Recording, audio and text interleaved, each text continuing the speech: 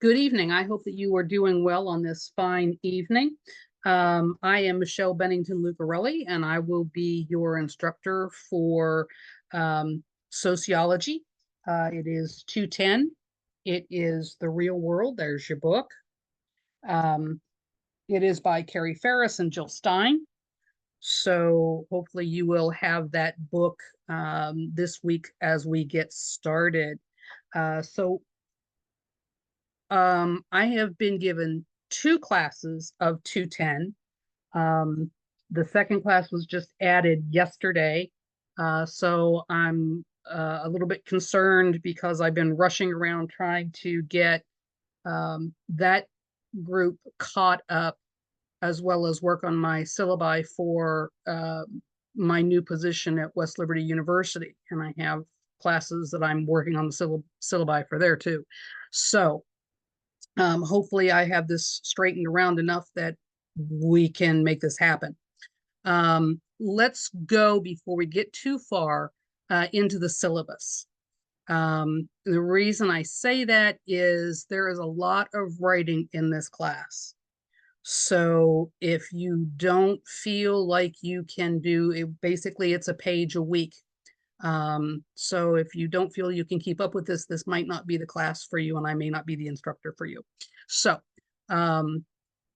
let's go ahead and start with the syllabus. So we have Sociology 210. The class starts August 19th, runs to December 12th. You have my name and my phone number there. I did not put my email address in. I will put it in the information as I send it out to you so that you have my email address also. Course description. It's a sociology class. Hopefully you will learn something about human behavior, which is what sociology is. It is a web-based program. Information about the help desk, the Microsoft for Students. The required text is The Real World 8th edition. That's by Norton Publishing. So your outcomes, hopefully upon successful completion of the course, you will be able to identify 3 major theoretical approaches to sociology, describe the different socio-cultural values that prevail in different types of societies, explain social stratification and its development, define socialization and its relation to diverse cultural variables, summarize deviance and its violation of social norms, and compare and contrast social inequality from a worldwide perspective. We have the course outline, sociological perspective. I'm not going to insult your intelligence by reading all of that to you. It is public. It will be published online if it isn't already. So critical thinking and problem solving, communication, cultural awareness. So the meat of the whole program. There will be a weekly paper that is worth 25 points. Now, I'm not asking you for a 10-page paper at this point in time, okay? 1 page. Don't regurgitate what you read in the book. I want you to search for some type of an article that relates to what we are studying that week. It can be on social media. It can be a news magazine or journal. It can be off of your regular news. Something that kind of goes along with sociology and what we're studying for that week. I am going to use a rubric. It is, I use it very loosely. Please use your own opinions, your own writing styles. Don't use AI. Don't, a lot of these things are going to be trying to generate your thinking. We live in a culture where, for the most part, we blindly copy and paste things. We forward things on that we don't research. And in many cases, that information is incorrect. There was an article that was going around on one of the social media sites the other day about Tim Walz and his daughter, saying that his daughter, and if you don't know who Tim Walz is, that is the vice presidential running mate for Kamala Harris. Tim Walz's daughter, or at least the information that was being put forth, was that Tim Walz's daughter was a social worker. Digging a little deeper, she was not a social worker. She did have a degree in criminal justice. That's a little bit different than being a social worker. She was a case manager, which is different than being a social worker. And those of us who have gone to school, gotten our master's degree or doctorate degree in social work, get a little bit testy when people are called social workers who are not. There are certain things that are expected of people who are social workers. There are certain tests that we have to take. There are certain CEUs, certificates that we have to earn on a regular basis. And we put a lot of money into what we do as a social worker. So we've had training, we've had testing, we have licensure. So we get a little bit upset when people are called social workers when they are not really a social worker. And if any of you are looking to become a social worker, you will understand that as you move up in your education. Anyway, there will be weekly quizzes, 5 points, 5 questions, 5 points. There will be a midterm, and there will be a final exam. Each one of those are worth 50 points. Now, one of the things that I do try to do is give you bonus points. So if you really, really blow the test, you can recoup some points. And it's your choice whether you take those bonus points or not. So it's up to you. Then there's a final paper. Your final paper is going to be 4 pages. That's it, 4 pages. APA style, double-spaced, 12-point Times New Roman. You have to use at least 4 professional references. That means books, journals, or articles. Do not use Wikipedia. If you don't know why, Wikipedia, I could go in and change or write something. Now, can you use Wikipedia to kind of springboard off to look for other places or other people to research? Absolutely. Sometimes it's a great place to be able to use a springboard, but you cannot use Wikipedia as your source, as your listed source. Okay. You have to have a title page and you have to have a source page. They are not part of the 4 pages. Okay. So I do have a grading scale. You have the potential for 600 points. Your grading scale is there, A through F. I don't like to give D's and F's. You really have to work hard to fail the class. Now, I have had students that have failed the class because they just didn't do the work. So if it's hit and miss, that's not going to fly. One of the things you need to keep in mind is I have certain time limits on things. Usually it is Sunday morning at 11:59. It's always going to say AM or PM. Most likely your end date is going to be an AM. Do not wait until the last minute to do your assignment or your test. If that window closes, I will not reopen it. You will get a 0. Okay. I had students that consistently last semester would email me and say, oh, I forgot to do the test. I went to do it and I'm locked out. Well, I'm telling you right now, do not wait until the last minute, because if something goes wrong with your internet, if something goes wrong with your computer, if something happens um, something unseen, will, you're not going to get it done. Okay. If it closes, I will not reopen the window. It is timed. I give you ample time to do the quizzes. Okay. The assignments, they are not timed. Do them on something else and then submit them through Brightspace. Okay. Hopefully I don't have to get any information from any of you complaining about being locked out. Okay. Just get your work done. Don't wait till the last minute. There are minimal requirements when it comes to Brightspace. I'm sure you use Brightspace for everything else. I will try to check my email every day. I cannot check it from West Liberty. I'm not going to use the computer and from the computers that they have given to me for my use on campus for this thing. I will do it in the evenings. I will check my emails. So if it is an emergency, you may text me.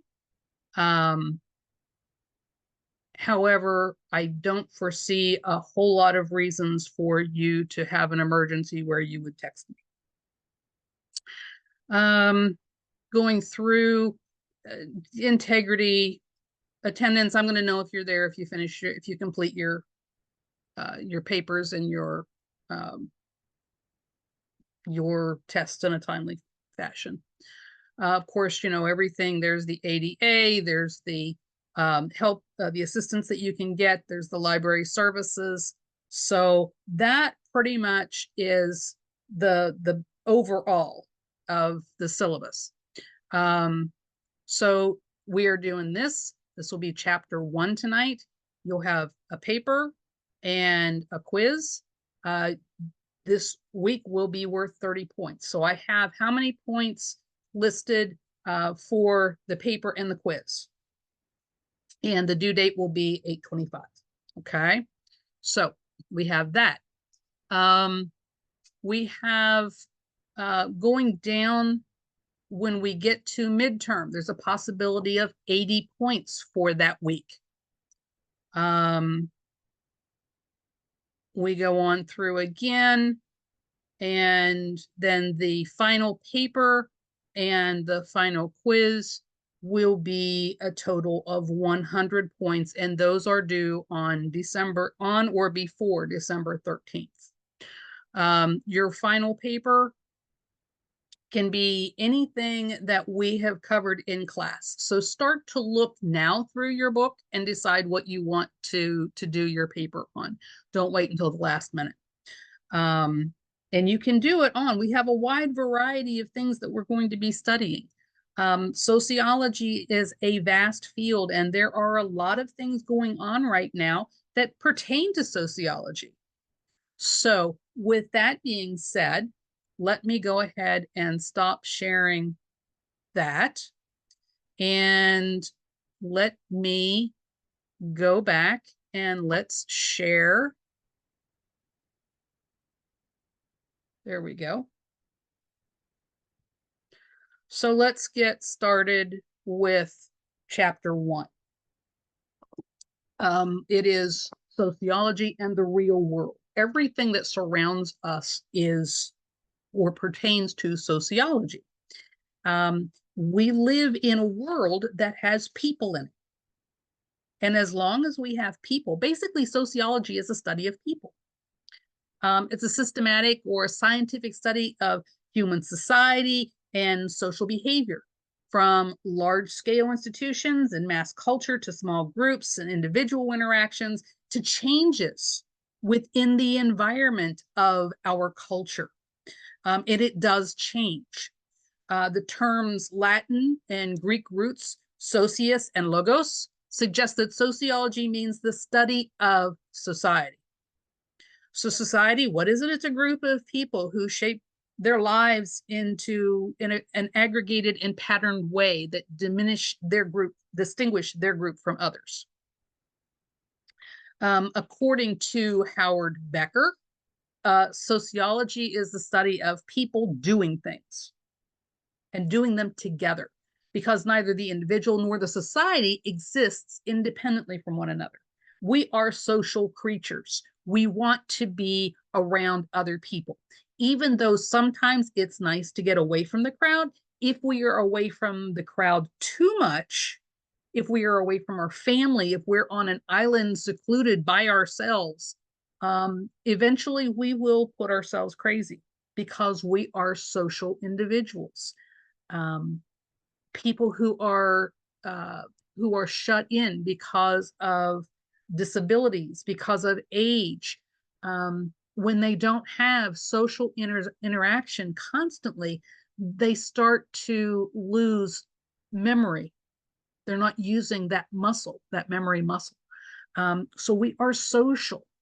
Our survival is contingent on the fact that we live in groups. It may be families, neighborhoods. If we are in college away from home, we live in dorms. We have new relationships, but um, we have groups that we are around. Our sense of self derives from our membership to a society. Without contact, we wouldn't be the unique individuals that we are. Howard Becker studied the unwritten rules of jazz musicians. Now, if you know anything about jazz, a lot of times a group of different people who may or may not have ever met will jump on to a stage and they will perform together. And usually it's a really cool experience. These guys will perform as if they had played for 50 years. So it's really, really interesting to watch that concept. And so his study was a very interesting group of people. Now, as we move on, sociology is one of the social sciences. Sociology, sciences, social sciences. It's a discipline that uses the scientific method to explain the social world. It's not that we just make things up and go with it. We use the scientific method. We have to be able to prove what we learn, what theories we have. And social science is a bunch of different fields. It's anthropology and psychology and economics and political science and history and geography and even communication studies. So it is a wide branch of different parts that go along with it. Social scientists and natural scientists even use many of the same research methods, including the scientific method. They may employ different kinds of research methods, but they still use them. And they use them to explain and to understand the natural and physical world. If you look at the slide we have here, it shows you sociology is kind of in the middle, and it's made up of all these other sciences, and they overlap with each other.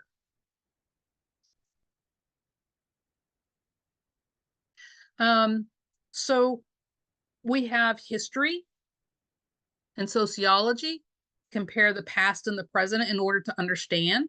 Sociology is more likely to focus on contemporary society. We were here, we're now here. How did we get from there to here?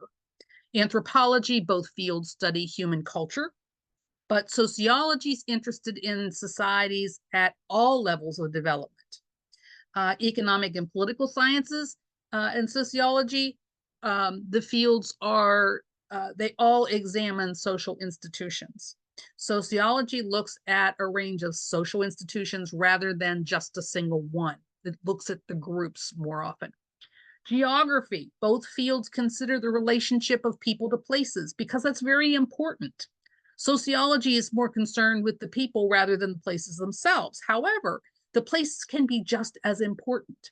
If you are a culture that was raised next to the ocean because you fed your family by fishing, that's an important part. Now, If you're living in the city and you just got fish that was brought in, not as important. But geography can be important. Communication studies, both fields examine human communication. Sociology studies both the social and the interpersonal levels rather than just one or the other. In psychology, both fields study the individual and their relationships, while sociology looks at the individual in relationship to the external social forces around them. So, how to think like a sociologist. There's a thing called the sociological perspective, and it is a way of looking at the world through sociological lenses.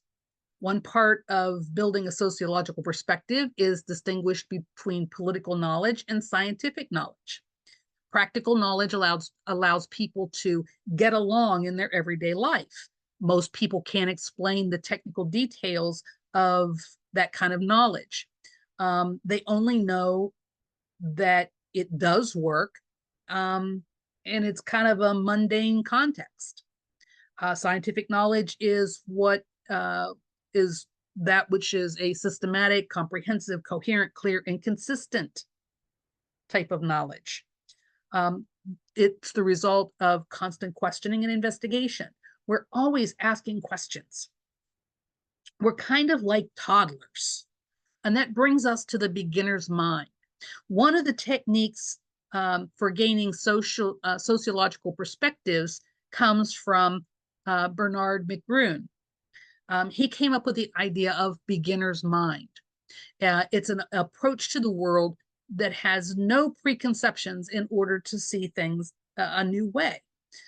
It's almost, as I said, like the toddler. Have you ever watched a toddler when they see something brand new, whether it's a butterfly or a fish or a dog or a kitten?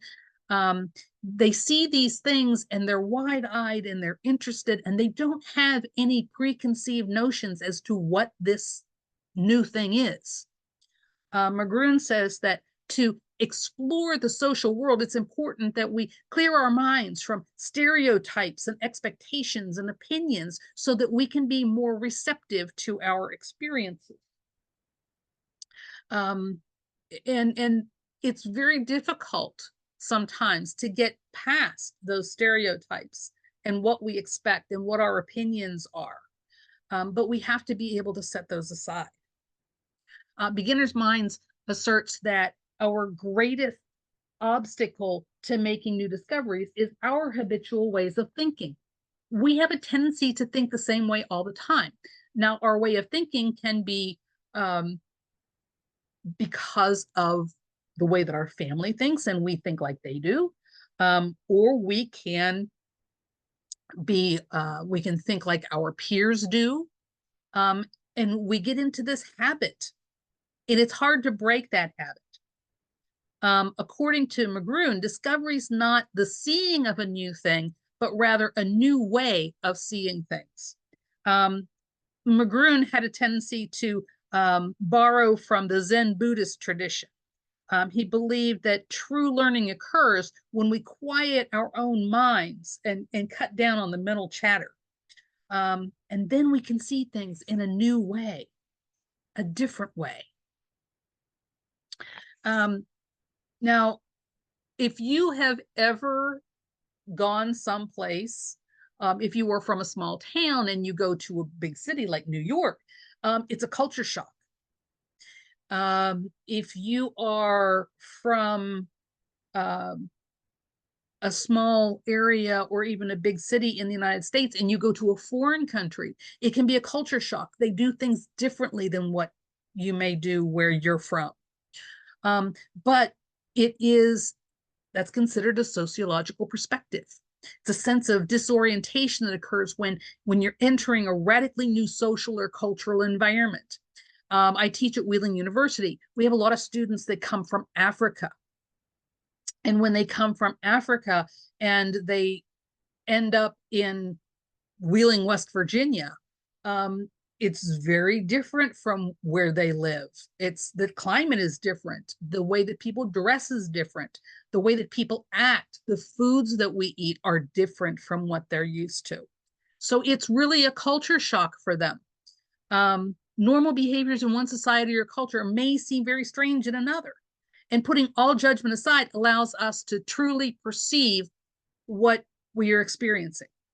We've got to go with that open mind.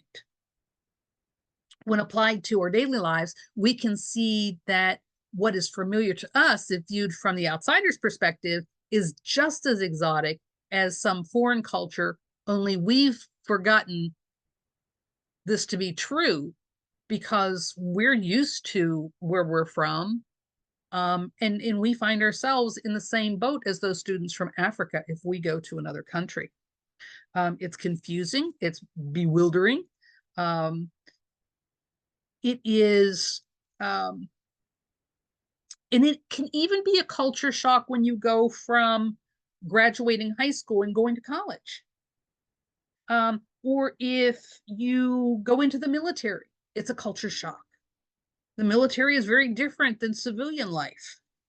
If you have worked at a job for your entire life and then you decide that you're going to retire, that can be a culture shock because you're not used to not going to work every morning.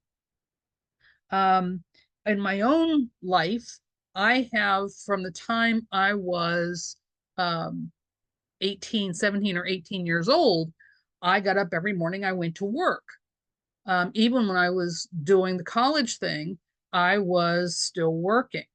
So now I've gone to a position where I am working at a university, and because I have set class hours, I may not have to get up at 5 o'clock in the morning because I don't have a class until 2 o'clock. And that's kind of a culture shock for me because of what I have been used to in my life.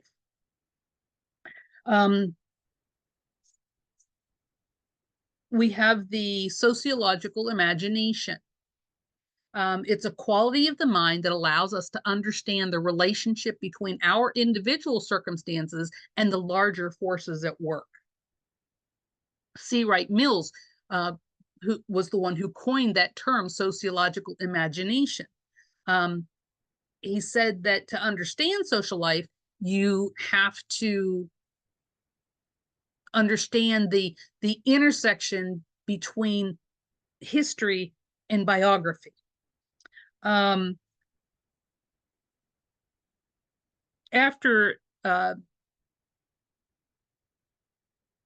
if you look at your own life and you look at where you have been, what your history is, if you come from a family that's never been in college before, and you were the first generation, you're making that intersection between history and biography, but you're creating a new way.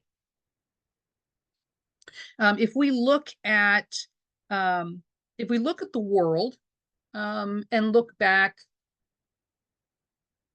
60 years, what did we have 60 years ago? Well, we didn't have cell phones. We were still dealing with the civil rights situation. Women could not have a credit card in their name until the 70s. Okay. We don't think anything of it now. Most women have a credit card. You start to get applications for credit card right out of high school. But when we go back to the 70s, the only way you could have a credit card was if you were married, and then the credit card would be in his name and you could use it. We didn't have the internet 60 years ago. For most of us, the internet was something that we couldn't even have imagined. But all of that helps us to understand where we were and where we are now and how to understand people's lives. The sociological imagination searches for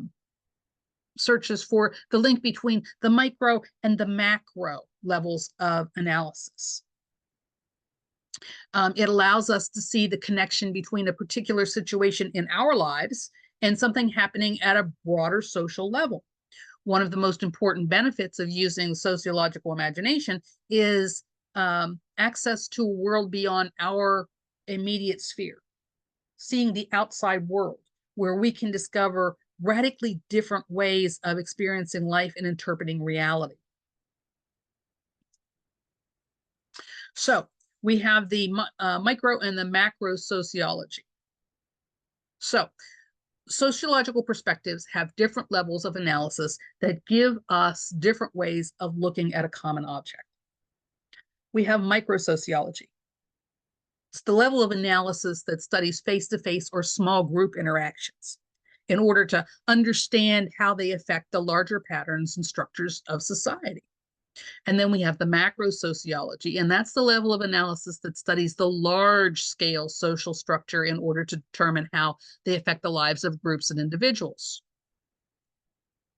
Microsociology analysis might look at the relationship between a couple and or the interactions of a sports team, or even the short interaction between the cashier and the shopper.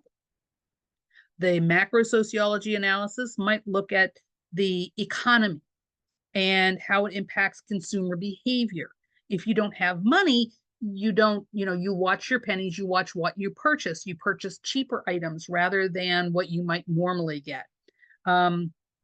We look at the presidential election right now, and how that affects the morale of the American people.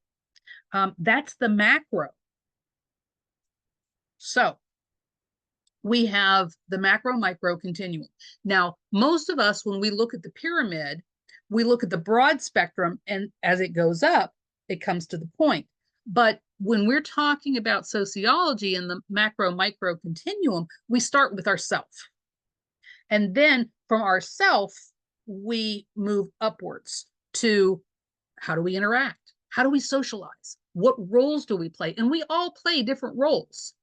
You may play a role of being a daughter or a son or a mother or a father or a grandparent or a brother or a sister. So you have different roles that you play. And then there are groups. You're part of different groups. And then there is the social inequality. And that may be because you are poor, or you're of a certain color, or you are of a certain gender. And then it moves up to social institutions, and we have economics and politics and education and religion. And then we have culture, and culture is a broad spectrum because our families have culture, our neighborhoods have culture, our schools have a culture, if you are part of any clubs, football, golf, baseball, they each have a specific culture that they take part in. So there are different cultures, and we may be part of several cultures at one time. It's not just, sometimes we think of culture as just a specific country and the culture that they come from. With people who are from Mexico, they have the Day of the Dead. That is a cultural thing. But it's so much broader than that. And then we have society, and society as a whole. I hope you're starting to get the picture here of what sociology is. So then we have the sociology's family tree. There are theories and paradigms. Theories are the abstract propositions that explain the social world and make predictions about the future. Okay, we look at how things are going. To use politics, people complain about the economy, and they look at political candidates and decide who they're going to vote for because it's who they think will be able to change the economic conditions so that they will have more money, or they'll have the ability to move beyond circumstances. Theories are also sometimes referred to as approaches, schools of thought, perspectives, or paradigms. Okay, so paradigms are the set of assumptions, theories, and perspectives that make up a way of understanding social reality. So we come up with these ideas of Okay, our society is this way, and this is why it is this way. And then many times we blame it on specific people. We may blame our governor, we may blame our Congress or our president or any number of things like that. Sociology theories typically address social processes at either the micro or the macro sociological level. In your book, there's a poem about a blind man and the elephant suggests that there are different ways of approaching or looking at specific topics. People, even sociologists, might disagree about which way is best. But there are times when considering many different perspectives or theories will lead to the best understanding of a topic. So, it's there's more to it. So then we have the sociological family tree. And that family tree is the different people who have moved into various places throughout to create and contribute to sociology. Down at the bottom are the people that were they came with the bare basics of understanding, and they were theologians, and there's Charles Darwin and historians and economists and philosophers. And they're the ones that kind of created, and other people have built on top of that. People like Marx and Freud and Durkheim. So it's like that tree. You have the roots, and then when it grew broadly. So the first one that we have here is Auguste Comte. And Comte was, they call him the father of sociology. He's the one who actually named it. He developed the whole theory, and it was the progress of human thinking that came to be known as positivism. There we go, which is the theory that sense perceptions are the only valid source of knowledge. Comte was the one who laid the groundwork for future sociologists and helped to establish the discipline. Now, some of the things that you may or may not know about Comte: he was a broad thinker. He was one that was the first to provide a program for scientific study of society. They called it social physics. Comte was a French scientist, developed the theory of the progress of human thinking from its early theological and metaphysical stages toward the final positive and scientific stage. Now, something about Comte was he was insane. They say that there is a very fine line between absolute brilliance and insanity, and he walked that very fine line. He was in and out of asylums. For the most part of his life, he was institutionalized. He would get out. He was very confrontational, so he didn't get along, didn't play well with other people. But he had attempted suicide at one point. He had been raised Catholic, but became very anti-religion. So he tried to figure out ways that he could take maybe the more secular things from religion, such as marriage, and turn it into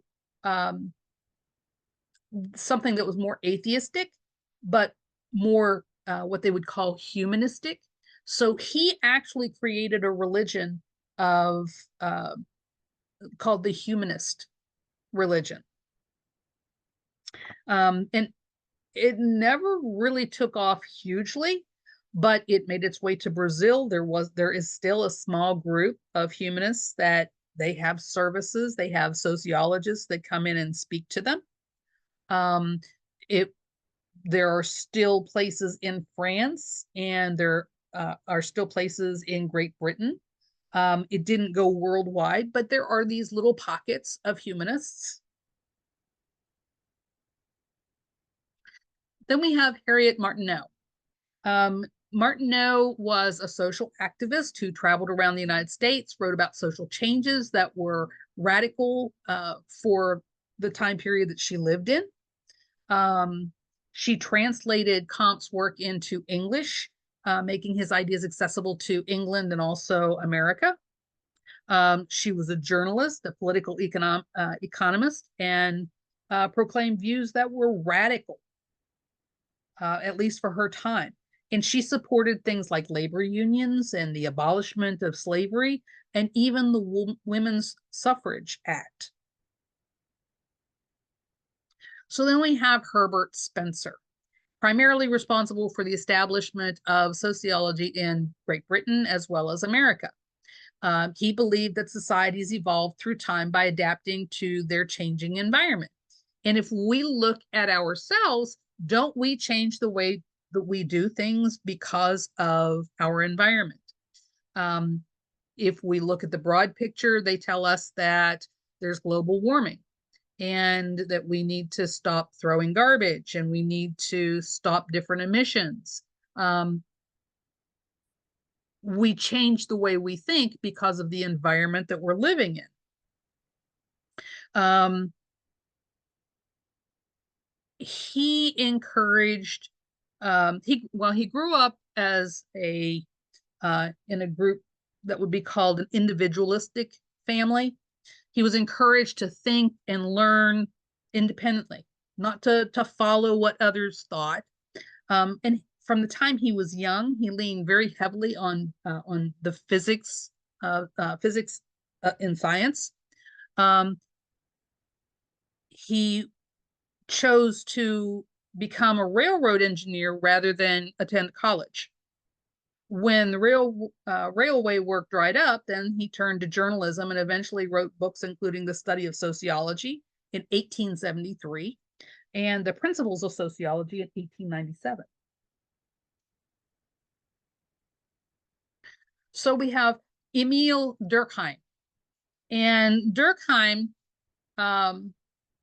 came up with the idea of structural functionalism, based on the assumption that society is a unified whole that functions because of the contributions of its separate structures. Durkheim is one of the central figures for functionalist theory. He studied the social factors that bond and hold people together. In his work, he demonstrated the effectiveness of using empirical science, using methods of social reality.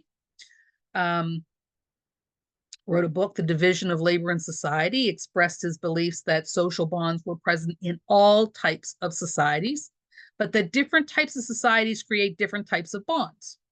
He suggested that the mechanical solidarity experienced by people in an agrarian society bound them together on the basis of shared traditional and their beliefs, and also their similarities in experience. On the other hand, in industrial societies, there were factories, and these factories became increasingly specialized. And so people's bonds with each other were based on the tasks they perform, their interdependence with each other, and their individual rights. In both cases, people were bound to each other, and its qualities of the bonds were all different. He set out to establish a scientific methodology of studying these actions, and he also studied suicide and used statistical data to show that suicides were related to social factors such as religion, marital status, and employment. Durkheim showed that explaining a particular suicide by focusing exclusively on the victim's psychological makeup neglected the impact of the social bonds. And we still look at that today. Yes, somebody may be having mental issues, but what's causing those mental issues? Is it something that is biological, or is it the stress from things that are surrounding them? We talk about things like bullying. in someone taking their life because of the bullying? Is it a case of the individual had a biological system malfunction? Or is it the fact that being bullied constantly, being told that you're not good enough, being beaten up, or your lunch money being taken every day, um, getting you to a point where you no longer can function because you have this horrible fear in that is at the very core of you. And the only way that that stops is if you take your own life. So we still have people that will blame the person who takes their life, but there are so many factors that surround them that you really can't blame them for an act that they just wanted the pain to end. So we have solidarity, the division of labor in society. Durkheim stated that solidarity was present in all types of societies, and that we created different bonds. Solidarity is the degree of integration or unity within a particular society, the extent to which individuals feel connected to other members of their group. We see that with politics, with people who are running for various offices. People will align themselves with that individual. They will do everything possible to be able to see that individual, to take on the responsibilities of following that individual wherever they go. Durkheim suggested that people in a simple agricultural society were bound together by a mechanical solidarity. That's the social bonds present in modern agrarian societies. Organic solidarity, the type of social bonds present in modern society based on differences, interdependence, and individual rights. So then we have anime. And in Durkheim's book, Suicide, which was written in 1897, he theorized that suicide was the result of a lack of connection to the social world. Anomie is the normlessness. It was a term used to describe the alienation and loss of purpose that result from weaker social bonds and an increased pace of change. In his final major study, The Element Forms of Religious Life, Durkheim suggested that religion was a powerful source of social solidarity because it reinforced collective bonds and shared moral values. Think about if you have any affiliation with a church. You go to church, there are people around you that are very like-minded in most cases. And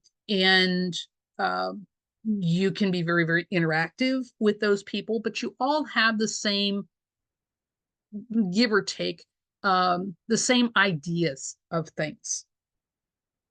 Durkheim found that through religious traditions, though they might be different, any form of religion is unified in its definition of what is considered to be sacred or profane.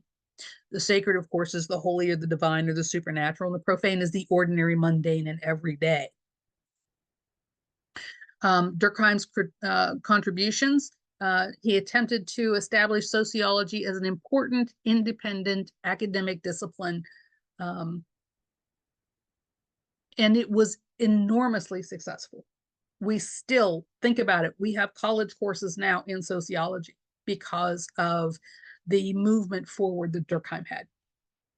He made significant contributions to literature, and demonstrated effectiveness of using scientific and empirical methods to study social reality.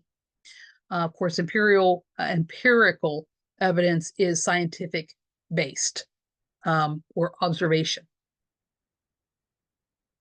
The main principles of functionalism: society is conceived as a stable, ordered system made of interrelated parts or structures. And the structure is, of course, the social institution that is relatively stable over time and that meets the needs of society by performing functions necessary to maintain social order and stability.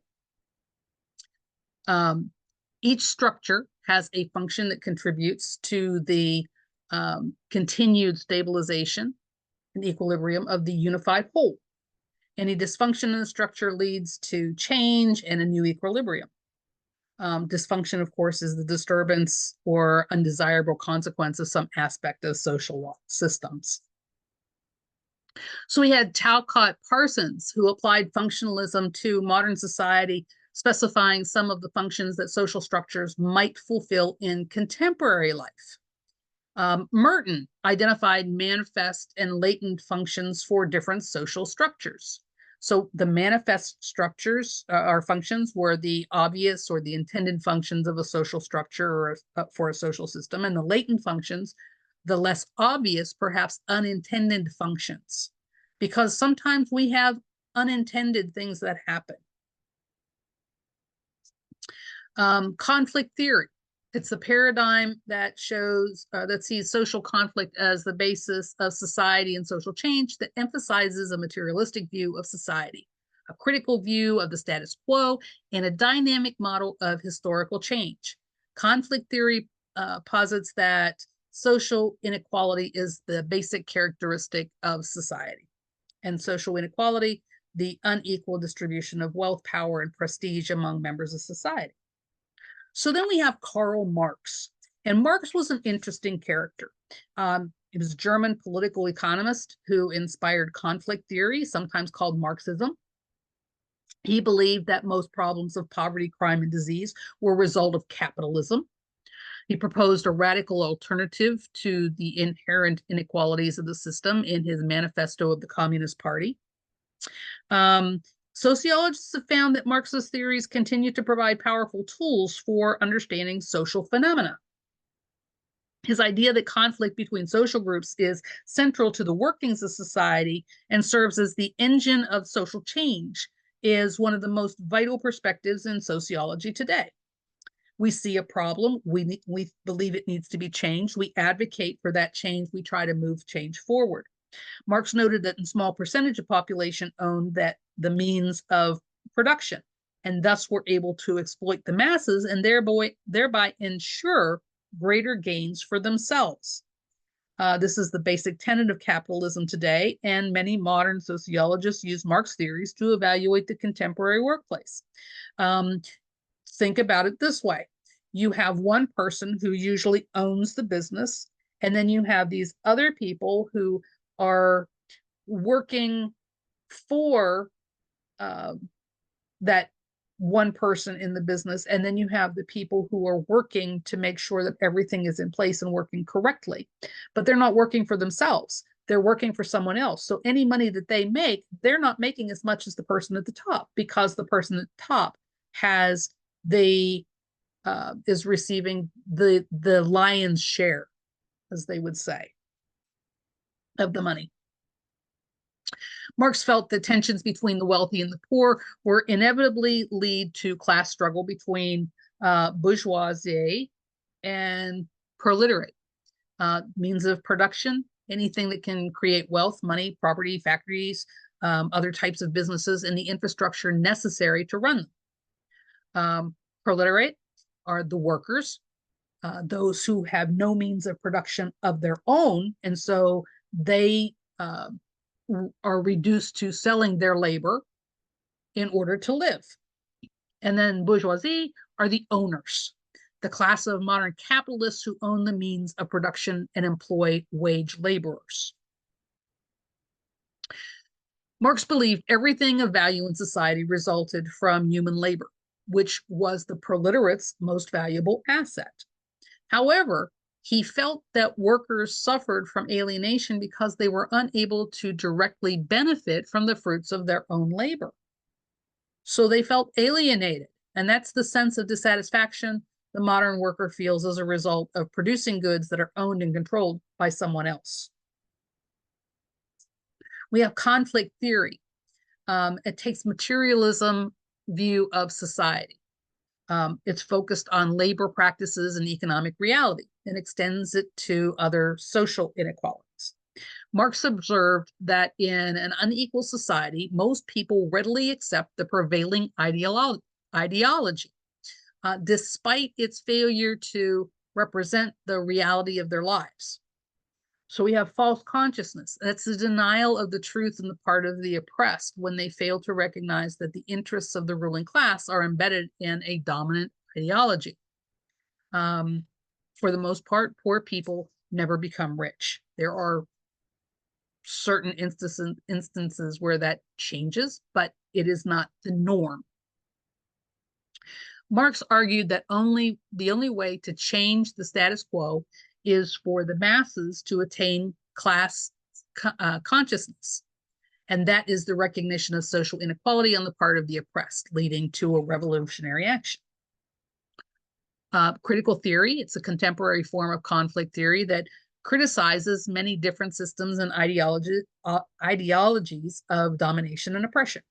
Critical theorists were some of the first to see the importance of mass communications and popular culture as powerful ideological tools in capitalist societies. So we have critical race theory. It's the study of relationships among race, racism, and power. Critical race theory emerged out of the legal scholarship in the 70s and 80s. It argues that racism is deeply embedded in the American institutions, including our laws. Feminist theory, a theoretical approach that looks at gender inequality in a society and the way that gender structures the social world. Feminist theory developed alongside the 20th century women's rights movement, and theorists such as Judith Butler, Bell Hooks, and Catherine McKinnon argued that gender and power are inextricably intertwined in society through our social hierarchies, such as race and ethnicity, class, and sexual orientation. More recently, we have queer theory. It's a social theory about gender and sexual identity. It emphasizes the importance of difference and rejects ideas of innate identities or restrictive categories. Queer theory emerged from the gay and lesbian rights movement that gained momentum in the 70s and 80s. It asserts that no sexual category is fundamentally deviant or normal. We create such definitions so we can change them as well. One of Karl Marx's great contributions to social science is the praxis, the ideas that intellectuals should act on what they believe, the application of theory to practical action in an effort to improve aspects of society. Conflict theory contrasts sharply with structural functionalism because it argues that a social arrangement's existence does not mean that it is inherently beneficial. So we have Max Weber.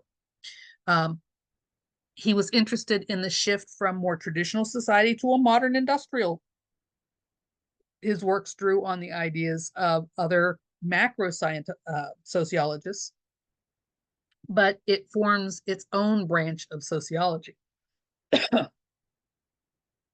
He expressed a pessimistic view of social forces such as work ethic, and one of his most overriding concerns was the process of rationalization. That is the application of economic logic to human activity, the use of formal rules and regulations in order to maximize efficiency without consideration of subjective or individual concerns. Weber also proposed that modern industrialized societies were increasingly characterized by bureaucracies. And a bureaucracy is a secondary group designed to perform tasks efficiently, characterized by specialization, technical competence, hierarchy, written rules, impersonality, and formal written communication. If we look at our factories, we went from people being able to do everyday things to being specialized. If you could work on a specific mechanical project, then you were specialized. You were technically competent on something, so you moved up. People who didn't have those abilities, well, then they might have to do just plain grunt labor.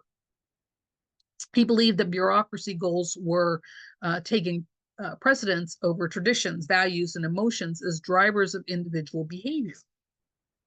So we have the iron cage. Weber also proposed the image of an iron cage, which trapped people in an industrious way of life. Max Weber's pessimistic description of modern life, in which we are caught in bureaucratic structures that control our lives through rigid rules and rationalization. Similar to Durkheim's concept of enemy and Marx's description of alienation, Weber believed that the dehumanization features of contemporary bureaucracies filled people with disenchantment. And when you are disenchanted, what do? You grumble and complain. Weber was interested in how individual motivation led to certain social actions and how those actions helped shape society as a whole. He used the term Verstehen to describe how a social scientist should study human action. That is the empathetic understanding, Weber's term to describe good social research, which tries to understand the meaning that individuals attach to various aspects of social realities. Symbolic interaction is a paradigm that sees interaction and meaning as central to society and assumes that meanings are not inherent, but are created through interaction. Symbolic interactionism helps us explain both our individual personalities and the ways in which we are all linked together.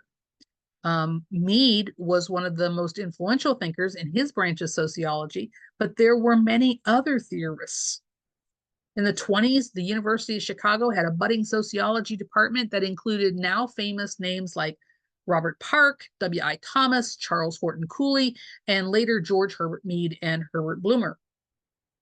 This group, the theories they developed together, and the way they studied the social world are often referred to as the Chicago School of Sociology. It's a type of sociology practiced at the University of Chicago in the 1920s and 1930s that centered on urban settings and field research methods. The Chicago School is strongly influenced by pragmatism. That is the perspective that assumes organisms, including humans, we are organisms, make practical adaptations in their environments. Humans do this through cognition, interpretation, and interaction. Mead eventually combined ideas derived from pragmatism together into a theory meant to address questions about the relationship between thought and action, the individual and society. Mead proposed that both human development and the meanings we assign to everyday objects and events are fundamentally social processes. And that language is the key to development of social self and society. According to Mead, the most important human behaviors consist of linguistics, gestures such as words and facial expressions. A chair isn't inherently important as an object for sitting. Many of us know it can be used for climbing and reaching or blocking an entrance or even a weapon against an enemy. But because we interact on a daily basis with others who use chairs most commonly for sitting, we come to accept that this is the meaning for this object. You're supposed to sit on it. But the idea can be applied to lots of other objects in society. Things like flags or religious icons have meanings that have been shaped by social interactions. Mead is a symbolic interactionist. We'll talk more about symbolic interaction in a little bit. So then we had Blumer. He appealed for researchers to get down and dirty with the dynamics of social life. He also published a clear and compelling series of works based on Mead's ideas. Notably, he gave the name symbolic interactionalism to Mead's theory. Then we have W.E.B. Du Bois. He did groundbreaking research on the history of the slave trade, post-Civil War Reconstruction, the problems of urban ghetto life, the nature of Black American society. It's often said that all subsequent studies of race and racial inequality in America depend to some degree on his work. Then we have Jane Addams. Jane Addams is one of my favorite people because she was basically the first social worker. She was the first proponent of applied sociology. She addressed the most pressing problems of her day through hands-on work with people and places that were the subject of her research. As a result of her commitment to service, Addams is often considered the founder of social work. Now, Jane Addams and a friend went to England and found these houses where women who were, their husbands had left them or had died. Um, and the women would go to these houses with their children, and um, uh, they shared everything. That was kind of like a communal event. They watched each other's children. They taught each other skills. They learned to sew. They learned to cook. They learned to make a living for themselves. So Adams brought that back to Chicago, to a place called Hull House, what she named it. And she took in women who their husbands had been killed, or had, the women were alone. Many had children, and they learned skills so that they could survive. They took care of each other. She found resources for them. So Jane Addams had that not only think about it, but do something about it idea. There are three tenets of symbolic interactionalism. The following tenets were laid out by Bloomer. We act toward things on a basis of their meanings. Meanings are not inherent, rather they are negotiated through interaction with others. Meanings can change or be modified through that interaction. Irving Goffman studied how the self is developed through interactions with others in society. He elaborated on Mead's ideas by using the theoretical metaphor of dramaturgy to describe the ways in which he engaged in a strategic presentation of ourselves and others. He found it interesting that people could act one way in front of his or her parents and yet act totally different in front of friends. When you think about it, people are usually very adept at recognizing the social situation they're in and acting accordingly. This does suggest, though, that we are always acting. So when you feel you are being your true self, are you really? Food for thought. Dramaturgy is an approach pioneered by Goffman, in which life is analyzed in terms of the similarities to theatrical performance. Ethnomethodology is the study of folk methods and background knowledge that sustain a shared sense of reality in everyday interactions. Conservation analysis is the sociological approach that looks at how we create meaning in naturally occurring conversations, often by taping conversations and examining the transcripts. So then we have new theoretical approaches. We have postmodernism. It's a paradigm that suggests that social reality is diverse, pluralistic, and constantly in flux, constantly changing. Postmodernism developed primarily out of the French intellectual scene in the second half of the 20th century as a response to modernism. Modernism is a paradigm that places trust in the power of science and technology to create progress, solve problems, and improve life. We see that through AI. It's supposed to make our lives better, but we're also seeing that with progress, we as humans are falling back because we don't spell very well anymore, because we use acronyms for a lot of things. We don't think very well because we're constantly being told what we're supposed to think, and we fall into that, letting other people tell us how to think. Modernism is a historical period and an ideological stance that began with the 18th century Enlightenment, or the Age of Reason. Modernists thought values scientific knowledge as a linear or time-like view of history, and a belief in universality of human nature. In postmodernism, there are no absolutes, no claims to truth. There's no reason, no right, no wrong, no order, no stability. Everything is therefore relative. It's fragmented, it's temporary, and it's contingent. On one hand, postmodernism can feel like a liberation from rationality and tradition, but on the other hand, it can feel chaotic and nihilistic. Mid-range theory is an approach that integrates empiricism and grand theory, developed by Merton, Mid-range theory is a style of theorization that attempts to strike a balance between micro and macro perspectives in sociology. It aims to build knowledge cumulatively while offering a way to make sociology more effective as a science rather than just a way of thinking. And that ends our chapter 1. So, this class will be a combination of me speaking. There will be times that I will have you watching videos instead of listening to me drone on. I'm hoping that you'll have a balance of some things that you enjoy and other things you might not enjoy. My biggest hope is that you learn something about sociology. It is how the world works, whether we like it or not.